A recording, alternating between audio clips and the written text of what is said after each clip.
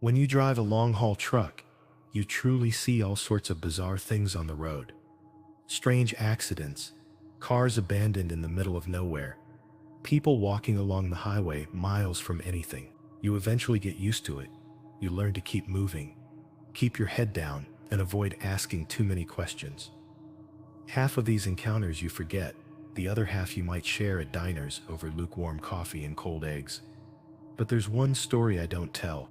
It was winter 2021, and I was heading east on I-40, about an hour outside of Albuquerque. I had a big haul, carrying construction equipment all the way to Oklahoma City. It was late, around 1 hour a.m. Just me, the open road, and the occasional 24-hour truck stop. No headlights reflecting in my mirrors, no streetlights illuminating the way, just the odd reflective sign breaking up the deep darkness. My radio was playing softly, and I was sipping from a half-empty can of an energy drink, trying to stay awake. The air was calm, the kind of quiet night that makes you feel like the last person left on Earth. And then boom, there it was, a pickup truck, parked on the shoulder up ahead, its hazard lights blinking erratically in the dark. Normally that wouldn't be anything unusual. It could be a breakdown, a flat tire, someone genuinely needing help. But as I drew closer, something else caught my eye. The way the light from my high beams hit the pavement, there was a faint glint, like metal reflecting back at me. I eased off the gas as the truck's hazard lights flickered. The glint became clearer. A line of sharp spikes stretched across the road, barely visible in the encroaching darkness. That awful sinking feeling took over. That pit in the stomach. That wasn't an accident. Someone had deliberately placed them there. Instinct kicked in. I tapped the brakes, my eyes rapidly scanning for any movement. The pickup's driver's side door was slightly ajar, but no one was inside. That was all the confirmation I needed. I wasn't stopping. I yanked the steering wheel just enough to shift into the empty oncoming lane, clearing the spikes by mere inches. The moment my tires hit solid pavement again, movement flashed in my side mirror. Two figures burst from the ditch beside the road, sprinting furiously toward my truck. My foot slammed down on the gas. One of them had something in his hand. I couldn't tell what it was, but he raised it as if aiming at me. I braced myself, expecting to hear a gunshot, glass shattering, but nothing came. I flew past them, my trailer swaying slightly from the sudden acceleration. I checked my mirrors again. The figures had stopped running. Instead, they stood there, watching me, their faces lost in shadow. The pickup truck still sat there, hazard lights blinking, like some kind of sick, twisted loop. I kept my foot pressed to the floor until I was a solid 10 miles up the road. Then, and only then, did I finally manage to suck in a full breath. I pulled into the next truck stop I could find, my heart still hammering violently against my ribs. The parking lot was mostly empty, just a few rigs, parked for the night. I grabbed my phone with shaky hands and called the highway patrol. I told them everything. The pickup truck, the spikes, the men who had run at me. The dispatcher was calm, almost too calm, as if she'd heard it all before. "We'll send a unit to check it out," she said. "What's your current location?" I gave her the details, and she told me to stay put in case they needed more information. I sat there for a while, watching my mirrors, half expecting that pickup truck to roll in after me. It didn't. About 20 minutes later, my phone rang. It was the same dispatcher. "We sent a unit out," she said. "The truck is gone. No sign of spikes either." I stared out at the empty highway. "Are you sure you checked the right spot?" There was a pause. "We checked, and there haven't been any similar reports from that stretch of highway." That made my skin crawl. "What do you mean?" "I mean, we've never had an incident like this out there. No road spikes, no ambushes, nothing. That didn't sit right. Not after what I had just seen with my own eyes." "So you're telling me this was the first time?" Another pause, a little longer this time. "As far as we know, yes." I didn't like that answer. I didn't like the hesitation in her voice. "Do you need anything else from me?" I asked, already knowing I wasn't going to get the reassurance I wanted. "No," she said, But if you're heading east, stay alert. That was the last thing I wanted to hear. I let out a slow breath, staring out at the road beyond the truck stop parking lot. I sat there for a long time after that call ended, staring at the highway, thinking about what could have happened if I hadn't seen those spikes in time. If I had blown a tire, been forced to pull over, would they have just robbed me? Or was it something worse? I didn't want to know. The highway stretched ahead, dark and empty, just like it had been before. Only now it didn't feel empty. It felt like something was waiting. And worse, whatever it was, it had picked that exact night to make its move. Eventually I got back on the road. I finished my route, made my delivery, but I couldn't stop thinking about it. The way those men had sprinted toward my truck, the way they had just stood there, after watching me drive away, the way the truck was gone when the police arrived, like it had never been there at all. For weeks after that night, I kept my eyes peeled for anything unusual. Every time I passed another stranded vehicle, I tensed up, scanning for signs of another setup. Then about a month later, I overheard a conversation at a rest stop diner. A couple of other truckers were talking about an ambush attempt on a different highway. The setup was almost identical. Spikes on the road, a fake breakdown, masked men lying in wait. But the driver in that case hadn't been as lucky. He stopped, thinking he could help. He got jumped. They took everything, including his truck. It was later found abandoned miles away, stripped clean. No one ever caught the guys who did it. That conversation stuck with me. It made it chillingly clear that there were people out there, waiting for an easy mark. Now every time I see a car pulled over on a deserted highway, I slow down, not to stop, but to check. Because out there in the middle of nowhere, you don't always get a second chance. I'd been delivering pizzas for about 6 months by then. Not the best job in the world, but the money was all right, and tips were a nice bonus. The only part I really hated was the late night shifts. There's something about driving through empty streets in the middle of nowhere that gets under your skin after a while. That night, I was heading home after my last drop-off. It was just after midnight, and I was dead tired. I had spent my entire shift crisscrossing Sacramento, and now all I wanted was my bed. I took the back roads home quicker, less traffic, and honestly, it was just easier than dealing with the drunks on the main roads. About 10 minutes into the drive, I noticed headlights behind me. At first, I didn't think much of it. It was a quiet 2-lane road with barely any streetlights, so any car back there stood out.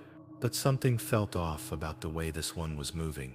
The car wasn't just behind me, it was too close. I tapped my brakes lightly, a polite back-off signal. Nothing. If anything, the driver moved in closer. "All right, buddy. Road rage, just go around me." I shifted into the right lane, expecting him to pass. Instead, he matched my speed. I shot a quick look in my mirror. His headlights were glaring, making it impossible to see inside, but I could feel the presence of whoever was behind the wheel. My fingers tightened around the steering wheel. Maybe it was just some impatient driver, someone being dumb. I pushed my foot down slightly on the gas, easing up to 55. He did the same, still right there. My pulse started picking up speed with the car. This wasn't normal. I reached for my phone, still sitting in the cup holder. But what would I even say? "Hey, 911, someone's driving behind me." I tried to let it go. Maybe it was just a coincidence. Then he swerved. I barely had time to react before the car lurched into my lane, cutting me off. I jerked the wheel, my tires screaming as I swerved onto the shoulder. My heart slammed into my ribs. "What the hell?" I gasped, steadying the car. The driver didn't pull ahead. He just slowed down. Now he was in front of me, crawling along at 30 miles per hour. I needed to get out of there. I took a deep breath, forced myself to think. If I could get to a more populated area, I'd be fine. I'd lose him in traffic. I just needed to. He hit the brakes hard. I stomped on mine, tires screeching as I barely avoided slamming into him. My whole body lurched forward, seatbelt digging into my chest. The car just sat there. No movement, no flashers. Screw that. I threw the car into reverse, swerving into the opposite lane. The second I did, his headlights flashed on. Next thing I knew, he was coming right at me, full speed. I didn't think, I just reacted. I slammed on the gas, shooting forward. My tires skidded as I swerved onto a side road, the turn so sharp I almost lost control. The car followed. I felt my breath catch. Why wouldn't he stop? I floored it, squeezing the wheel so hard my fingers ached. The road twisted through empty farmland. No streetlights, no houses, just endless darkness stretching ahead of me, and behind me that car still there. I could feel the adrenaline flooding my system, making my hands shake as I tried to keep the car steady. If I crashed, if I spun out, if my engine failed, I was alone. I looked in my mirror again, hoping, praying to see him turning off. Instead, he was gaining. I took another breath, trying to keep it together. Think.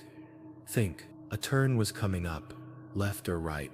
It didn't matter. I yanked the wheel left. The car shot past me. For the first time in what felt like an eternity, I had space. I didn't stop. I didn't slow down. I just drove, tearing through the back roads like my life depended on it. Maybe it did. I stayed on that path for another 20 minutes before I finally made it back to the main road. I was shaking, my hands clammy against the wheel. Then the headlights appeared again, ahead of me. I almost stopped breathing. There it was, that same car, pulling into a driveway, like nothing had happened. I slowed down just enough to see the driver step out, just a regular guy, middle-aged, wearing a jacket. Not a monster, not some horror movie villain. But when he turned toward me, he smiled. A slow, knowing smile, like he had won. I didn't stick around. I hit the gas and got the hell out of there. I don't know why he did it. Maybe it was just some twisted game. Maybe he was looking for an easy target. But that night, I learned something. Some people, they just want to watch you panic. And I'll never forget the way he looked at me, like he was waiting for me to come back. Kansas is one of those states where the highways feel absolutely endless. Just miles and miles of road stretching through flat, empty land, the horizon blurring into the sky. I had been driving for nearly 5 hours, heading back home after a weekend, visiting a friend in Colorado. It was spring 2020, early March, when the world was just starting to feel a little uneasy. The roads were nearly empty, the night air cool, and my gas tank was dangerously low. I had passed a few major truck stops earlier, but I kept thinking, just a little farther, I'll stop at the next one. That was a mistake. Now I was in the middle of nowhere, my fuel gauge hovering precariously close to empty. I hadn't seen another car in nearly an hour, my phone signal jumping between one bar and none at all. I needed to find a gas station fast. Then finally, I spotted it, a small rundown gas station, sitting just off the highway. The neon sign buzzed weakly, flickering between open and a garbled mess of dead lights. There were no other cars parked outside. Normally I would have kept driving. Something about places like this, isolated, empty, barely functioning, never sat right with me. But I didn't have a choice. I pulled in, the gravel crackling under my car. The station had 2 old gas pumps and a tiny convenience store attached. The lighting was low, but I could make out someone standing behind the counter, an attendant. Good, at least I wasn't completely alone. I parked at the first pump, shut off my car, and stepped out, rubbing my arms against the night air. The place was eerily quiet, no sounds of passing cars, no wind, just the distant hum of the neon sign, and the faint buzzing of a security light above the door. I inserted my card. Nothing. I tried again. Still nothing. Of course, a place like this probably hadn't had working pay at the pump since the early 2000s. With a sigh, I walked toward the entrance. The door chimed faintly as I stepped in. The attendant, a thin man in his late 50s, with graying hair and tired eyes, looked up from his newspaper. He didn't greet me, just watched as I walked toward the counter.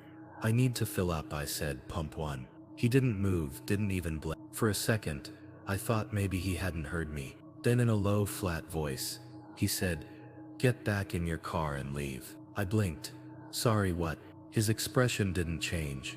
His tired, sunken eyes locked onto mine. "Get back in your car and leave. Don't look back." I let out a nervous laugh, looking around. Maybe he was joking. Maybe this was some small town way of messing with outsiders. But the way he was staring at me, It didn't feel like a joke. I looked at his name tag, Frank.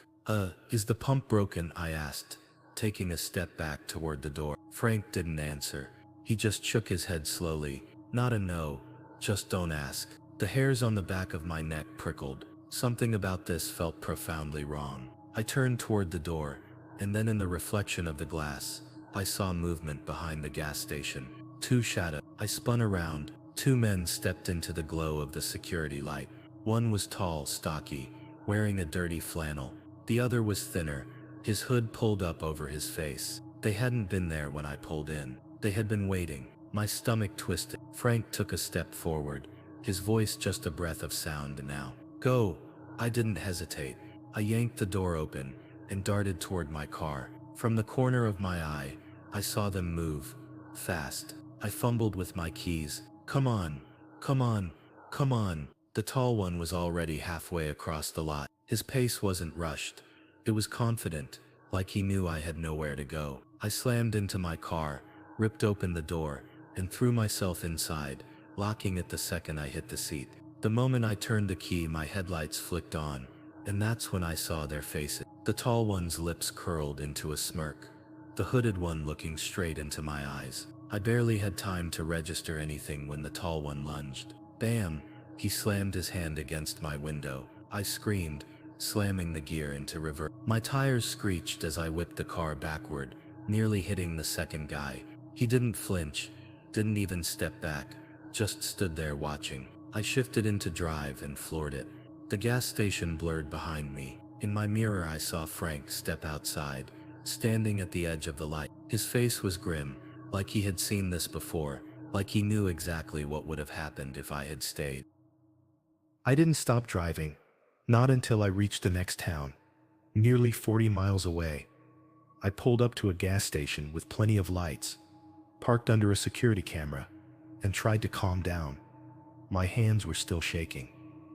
What the hell just happened? I pulled out my phone, but I still had no service. My stomach knotted. If something had happened to me back there, if I hadn't listened to Frank, no one would have known. Then finally, my signal returned. I called the local sheriff's department. They weren't surprised. Yeah, the deputy sighed. We've gotten a few reports about that place. People stopping for gas, and really bad things happening to them. My skin went cold. Did you catch them? I asked. A pause. No, he admitted. Every time we check, there's no one there. I felt sick. He gave me his number in case I remembered anything useful. But I knew I wouldn't call. There was nothing more to say. Just two men waiting in the dark, and an attendant who had seen too many bad things happen to innocent people. I still think about Frank. I think he was just a good guy, trying to warn people.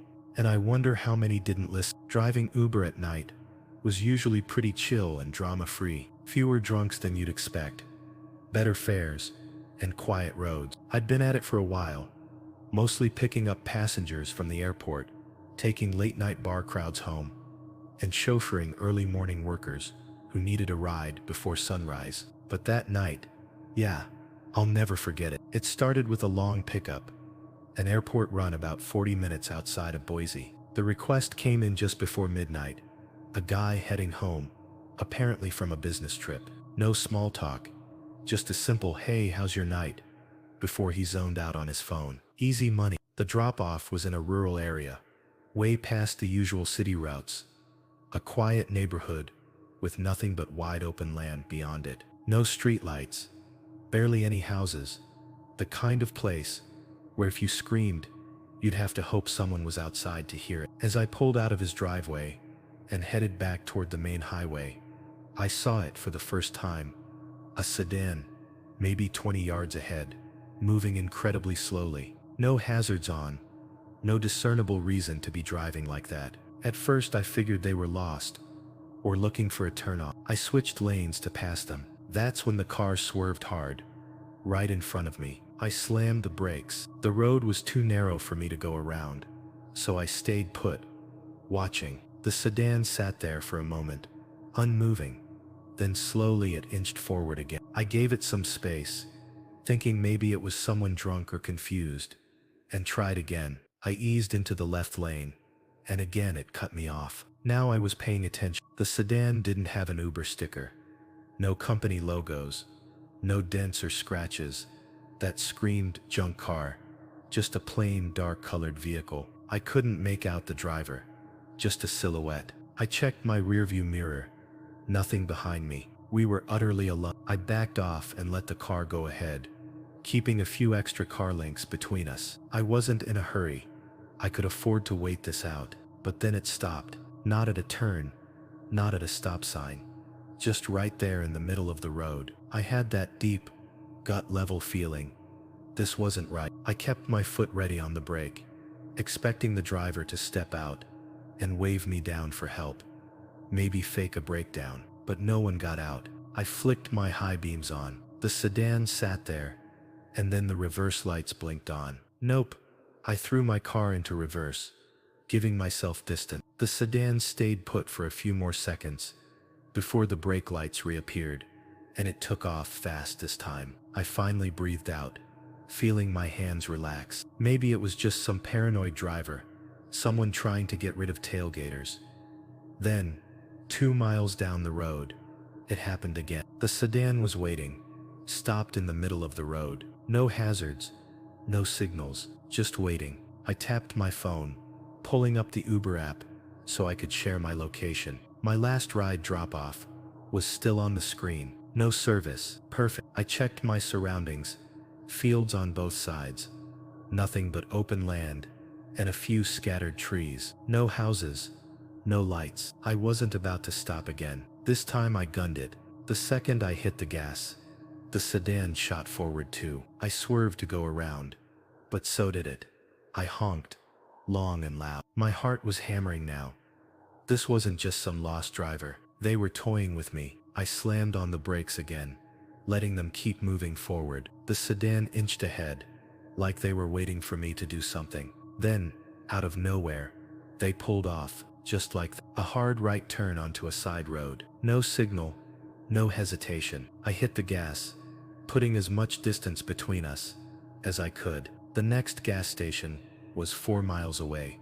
If I could just get there. Headlights in my rear view. He was back, and this time, they were gaining on me. I swallowed the panic rising in my chest. 100 different possibilities flew through my mind. Was this a robbery attempt? Carjackers, some psycho looking for a victim? None of those options ended well for me. I floored it. My car wasn't built for high-speed chases, but I pushed it anyway. The sedan stayed close. No honking, no lights flashing, just relentless pursuit. The road curved ahead, a gas station sign glowing in the distance. My one shot. I swung into the lot without really slowing down. Tires screeched. The sedan kept going, barreled right past the station, and disappeared down the road. I didn't move for a few seconds, just sat there, gripping the wheel, forcing my breath to slow. Then I went inside. The clerk looked up, mid-yawn, probably expecting some drunk guy buying cigarettes. His bored expression shifted when he saw me. "You okay, man?" I turned toward the windows, my stomach twisting. The sedan was back, creeping along the shoulder of the road, rolling past the station slowly. I stepped further inside, out of view. The clerk frowned. "Dude." I held up a hand. "Just hold on." The sedan rolled by, its windows pitch black as it passed under the gas station lights. I finally got a glimpse of the driver. A man middle-aged, smiling, and then he waved. Not a mocking wave, not a casual flick of the way he moved, like he knew me, like he was sure I'd understand. I didn't move until the car was completely out of sight. The clerk let out a low whistle. "That guy with you?" I shook my head. Damn. Thought he was about to pull in. I forced down the lump in my throat. "Yeah, me too." I stayed inside for nearly an hour, watching the road, waiting. But the sedan never came back. Eventually I pulled myself together and drove home, taking a completely different route. And now whenever I drive those lonely roads, I start thinking, was it random?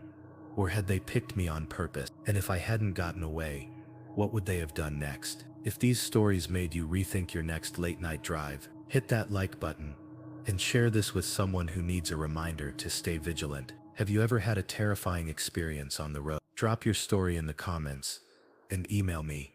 I'd love to feature it in a future video. Don't forget to subscribe and turn on notifications so you never miss another terrifying tale. Stay safe, trust your instincts, and remember some roads are better left untraveled. Thanks for watching, and I'll see you in the next night.